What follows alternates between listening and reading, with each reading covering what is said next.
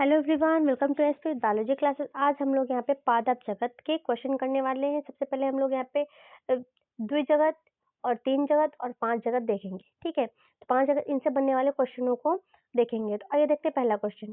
पहला क्वेश्चन कह रहा है कि यहाँ पे मिलान करना है। ठीक, स्तंभ 1 है और स्तंभ 2 है। ठीक है, तो वर्गीकरण की कृत्रिम पद्धति बेंथम एवं हुकर ने दी थी। ठीक है, वर्गीकरण की प्राकृतिक पद्धति किसने दी थी? लिनियस ने।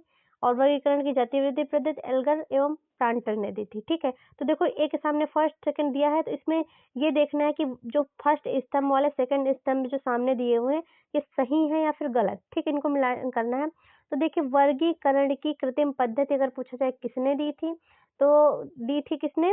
तो लीनियस ने दी थी। किसने दी थी? लीनियस ने दी थी। ठीक है, अगर पूछा जाए वर्गीकरण की प्राकृतिक पद्धति किसने दी थी, तो बेंथम एवं हुकर ने दी थी।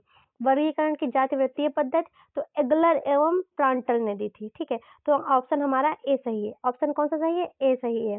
तो यहाँ पे फर्स्ट का आंसर होगा ए। वर्गीकरण की कृत्रिम पद्धति किस पर आधारित है? ठीक है, कृत्रिम पर जो पद्धति है वो किस पर आधारित है? वर्धी लक्षणों पर, पुमंग संरचना पर, स्वभाव व आवास पर, या उपरोक्त सभी पर। ठीक है, तो जो वर्गीकरण की पद्धति है तो वह इन सभी पे, मतलब वर्धी लक्षणों पर, पुमंग की संरचना, स्वभाव व आवास, तीनों पर क्या है? आधारित है। अगला क्वेश्चन देखते हैं। अगला क्वेश्चन है वर्गीकरण की पद्धति जीवों के मध्य, ठीक है, जीवों के मध्य प्राकृतिक संबंधों पर आधारित है। ठीक है, तो यहाँ पे की के बाद फिल करना है। ठीक, तो किस पर आधारित है? देखिए, कृत्रिम पर, प्राकृतिक पर, जातिवृत्तीय पर, लैंगिक पर। ठीक, किस पे आधारित है? तो ये आधारित है, देखो, वर्गीकरण की प्राकृतिक पद्धति जीवों के मध्य प्राकृतिक संबंधों पर आधारित है। देखिए, प्राकृतिक है तो यहाँ पे भी क्या होगा? प्राकृतिक होगा।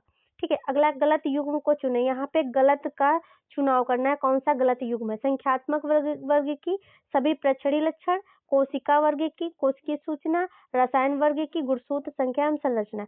बी एवं सी दोनों। तो इसमें देखो 4 ऑप्शन दिए हुए हैं, ए बी सी डी। तो इसमें से हमें देखना है कौन सा युग्म गलत है, कौन सा युग्म गलत है। ठीक, तो देखना है हमें।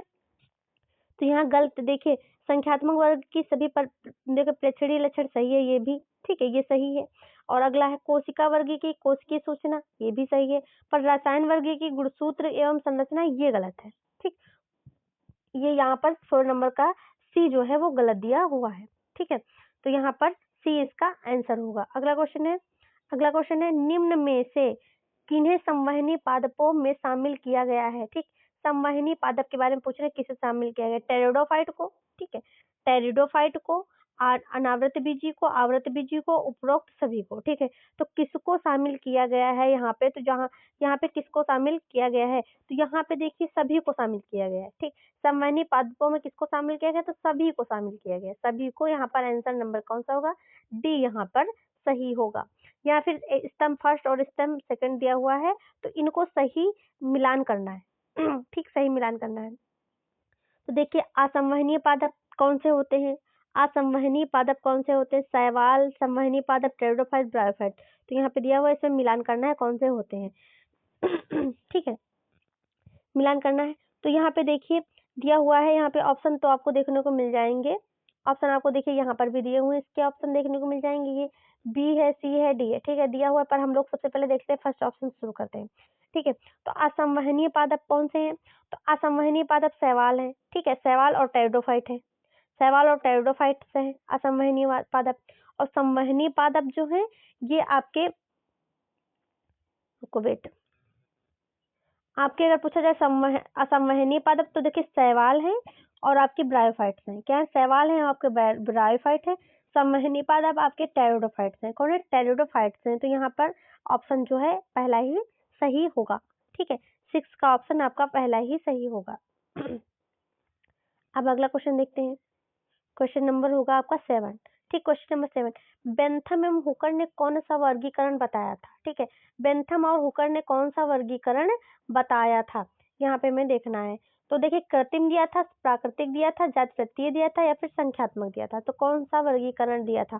तो बेंथम और हुकर ने, इन्होंने प्राकृतिक जो है वर्गीकरण दिया था। अगला क्वेश्चन है कृत्रिम पद्धति ने वर्धी एवं लैंगिक लक्षणों का समान महत्व दिया।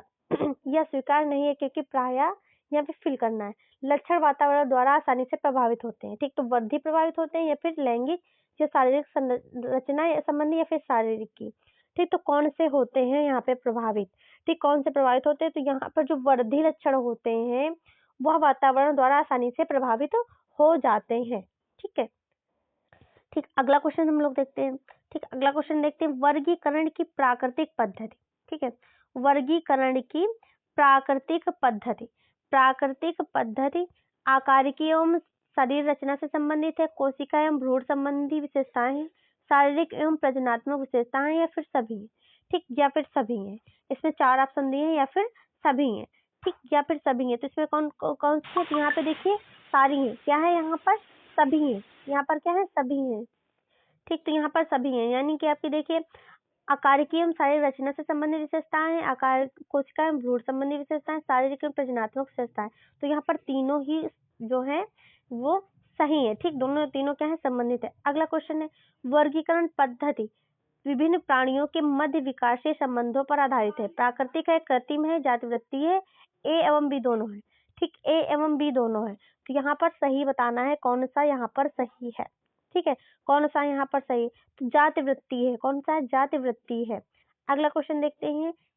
अगला क्वेश्चन देखते हैं कि वर्गीकरण की वह पद्धति, ठीक है, वर्गीकरण की वह पद्धति जिसमें बहुत सारे लक्षणों का विचार किया जाता है, कृत्रिम पद्धति कहलाती है, जातिवृत्तीय पद्धति कहलाती है, संश्लेषिक पद्धति कहलाती है, या फिर प्राकृतिक पद्धति कहलाती है।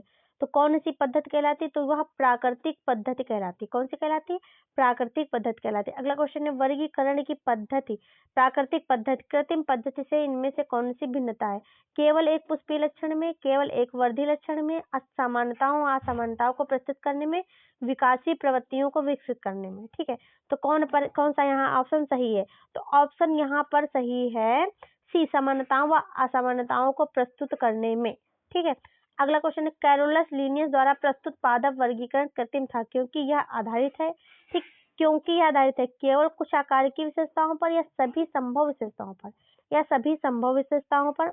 अगला देखते हैं इसका ऑप्शन क्या है। अगला ऑप्शन है कि उन शारीरिक रचना संबंधी विशेषताओं पर जिनकी प्रकृति ग्राह्य थी, शारीरिक एवं आकारिकी विशेषताओं पर, ठीक है। तो यहाँ पर ऑप्शन देखना है, तो ऑप्शन यहाँ पर आपको देखने को मिलेगा, यहाँ पे फर्स्ट सही है, केवल आकारिकी विशेषताओं पर, क्या, केवल आकारिकी विशेषताओं पर, ठीक। ऑप्शन ए यहाँ पर सही है, ठीक है। ऑप्शन यहाँ पर ए सही है। अगला क्वेश्चन नंबर 14 देखते हैं क्या कह रहा है। क्वेश्चन नंबर 14 कह रहा है कि प्रत्येक विशेषता का समान महत्व देने के साथ साथ इसमें सैकड़ों विशेषताओं पर एक साथ विचार किया जा सकता है, ठीक है। कोशिका वर्गीकी पर, ठीक है, कोशिका वर्गीकी पर, आकारिकी वर्गीकी पर, रसायन वर्गीकी पर, संख्यात्मक वर्गीकी पर, किस पे किया जा सकता है विचार, तो संख्यात्मक वर्गीकी पर विचार किया जा सकता है। तो ये हम लोगों के जो इंट्रोडक्शन है चैप्टर का, उसमें जो क्वेश्चन बने हुए हैं वो हम लोगों ने कवर कर लिए हैं। अगला जो हम लोगों का क्वेश्चन एमसीक्यू रहेगा वो हम लोग सवाल पर करेंगे। तो वीडियो को जितना हो सके उतना शेयर करें, वीडियो को जितना हो सके उतना देखें, क्योंकि ये जो क्लासें आपकी हो रही बहुत ही महत्वपूर्ण क्वेश्चन है, बहुत ही ज्यादा इंपॉर्टेंट क्वेश्चन है, परीक्षा में आए हुए प्रश्न है। अगर आपको क्लास अच्छी लगी चैनल को लाइक शेयर एंड सब्सक्राइब करें। Thanks for watching.